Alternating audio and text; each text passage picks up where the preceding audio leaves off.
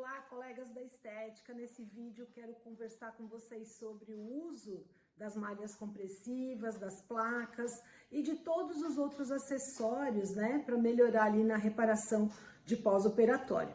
Então, eu vou começar falando primeiramente da malha compressiva, lembrando que ela precisa ter todas as costuras do lado de fora, então a gente usa no avesso, né, porque cada uma daquelas costuras pode comprometer ali a nossa reparação tecidual profunda, gerando uma fibrose.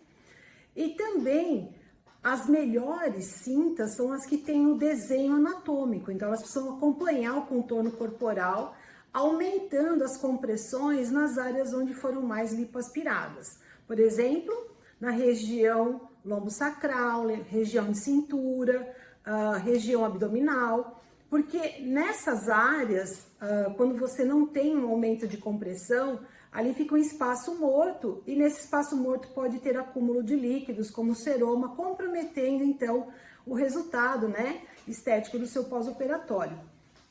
Então, inicialmente a malha compressiva ela tem por função o controle do edema, né, e acúmulo de líquidos e também controle de sangramento.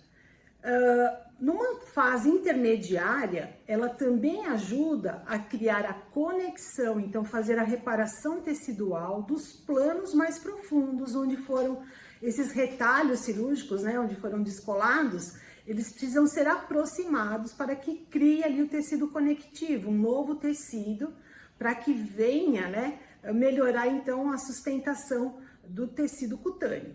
Então, numa fase inicial, controle de edema e sangramento. Numa fase intermediária, ela ajuda a fazer a colagem desse tecido. E numa fase tardia, ela vem com o objetivo de fazer a modelagem. Quando você compara as fases do uso da malha compressiva, elas vão na direção de toda a cicatrização, né? De toda a cascata de reparação tecidual, que é exatamente o que acontece, né? Após um ferimento, uma injúria, essa cascata de reparação sendo controlada, então, ou por um curativo e, nesse caso, por uma malha compressiva. É importante saber o uso devido, a compressão devida, quando devemos ajustar. É importante que as cintas acompanhem ali um ajuste semanal, mas, por outro lado, ela também não deve garrotear. Uma cinta onde cria garrote, né, aquelas dobras, ela pode também gerar uma outra microlesão, aumentando a formação de fibrose. Então, para evitar que tenha essas dobras, né, na região de cintura, região do abdômen, é importante fazer o uso de proteções daquelas placas, né, compressivas. Normalmente são almofadinhas, né, bem macias, para que não gere também atrito na pele. A importância do quanto será de compressão. Numa fase inicial, a compressão ela deve ser suave, porque se ela for uma compressão mais alta, ela pode gerar uma isquemia tecidual, levando ali a uma deiscência ou até mesmo a um ferimento, uma necrose por falta de irrigação sanguínea, por falta de oxigenação. Numa fase intermediária, essa compressão ela já deve ter um pouco mais média a compressão, porque aí sim ela já vai aproximar os tecidos, né, para que faça uma boa colagem. E numa fase tardia de modelagem, sim, a gente já pode ter um aumento dessa compressão, porque aí ela vai definir o contorno corporal. Então, lembrando que em cada fase, além do ajuste, né, você tem que ter ali também as áreas bem coladas, né, a cinta bem colada, aproximando os planos teciduais. Lembrando que, da mesma forma que você tem ali uma incisão, onde você vê a reparação tecidual, a cicatriz, isso acontece nos planos teciduais profundos.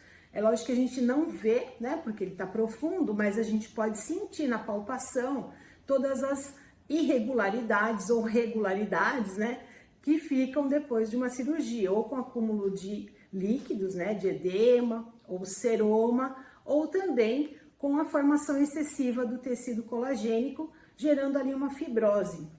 E aí já aproveito para falar o que é a fibrose. A fibrose, gente, nada mais é do que um tecido de reparação, tecido colagênico, né? Mas totalmente desorganizado, de uma origem, né? De um plano mais profundo, onde ele não gera as colagens, né? No sentido das fibras do feixe muscular. Então, ele vem com uma desorganização nessa reparação, deixando ali, então, aquele tecido com uma irregularidade, né? Que a gente pode observar, então, tanto na palpação quanto na nossa inspeção visual. Não é esperado, né, que tenha a formação de fibrose no pós-operatório. Pode acontecer, como não, pode não acontecer. É muito importante saber conduzir esse pós-operatório, diminuir o máximo possível da formação de edema e controle de edema, porque é no edema, né, nessa junção ali de líquidos intersticiais ou extracelulares, que vem ali a deposição de matriz extracelular, que é o chamado MEC, né, que vai dar origem, então, a toda a formação desse tecido de reparação. Se existe muito edema, existe também um excesso da deposição de matriz extracelular, que porventura, né, consequência, vai gerar ali um excesso de reparação tecidual subcutânea. Isso é o que a gente chama de fibrose. E o seroma, né, também, vamos aproveitar para conceituar, é aquele excesso de líquidos residuais do processo de trauma cirúrgico, né, nesse caso, onde você tem ali presença de plasma, células sanguíneas, você tem resíduos cirúrgicos, resíduos metabólicos, você pode ter presença de células de gordura, por isso é chamado seroma, porque ele é um líquido viscoso, né, bem viscoso, ele é meio avermelhado porque ele tem presença de células de sangue, mas ele não é o sangue, e ele tem ali a presença do plasma. Ele tem presença ali também de resíduos, por exemplo, dos medicamentos utilizados durante o processo cirúrgico, as anestesias, né? Então, é naquele líquido é que vão ficando ali acumulados todos esses resíduos que normalmente são drenados pelo dreno. Uma vez retirado o dreno, após 7 dias, 8 dias, dependendo da cirurgia, esse líquido ele não tem mais como ser extravasado, ele vai se acumulando ali naquele espaço morto. Esse é o objetivo de usar uma malha compressiva adequada.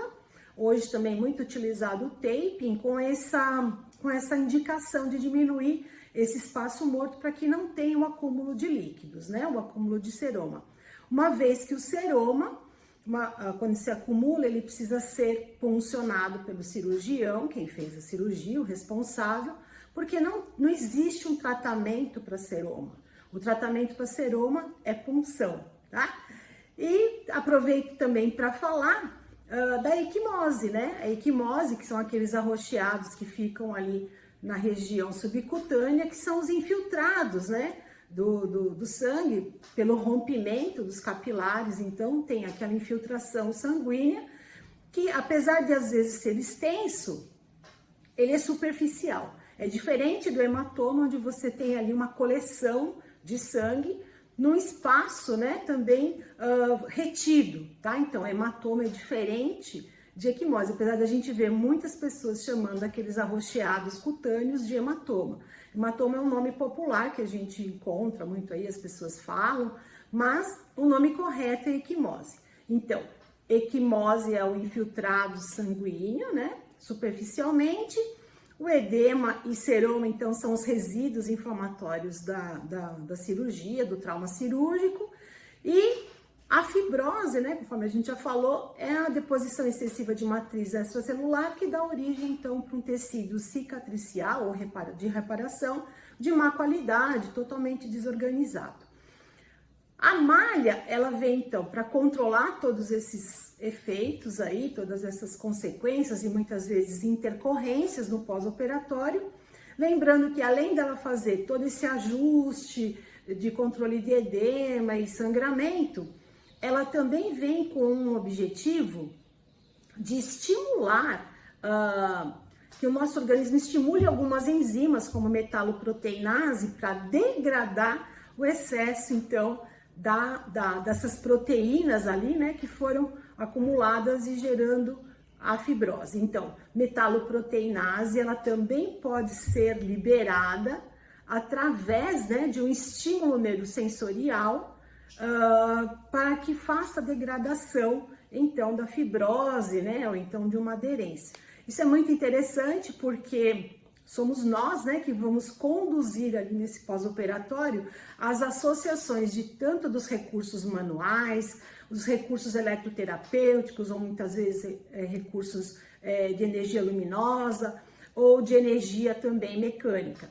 ou até mesmo a energia sonora. O que é importante? Fazer um estudo do caso, né, um estudo clínico de cada caso, lembrar que cada paciente deve ser atendido com esse conceito humanizado, onde cada paciente tem um tempo de reparação. Por mais que você tenha ali um padrão de pós-operatório com as fases determinadas, cada paciente pode ter uma fase diferente da outra. Então é importante a gente respeitar não só as fases, mas respeitar também os sinais clínicos e os desconfortos que o nosso paciente pode relatar, né, na nossa entrevista ali, da nossa avaliação e a nossa anamnese.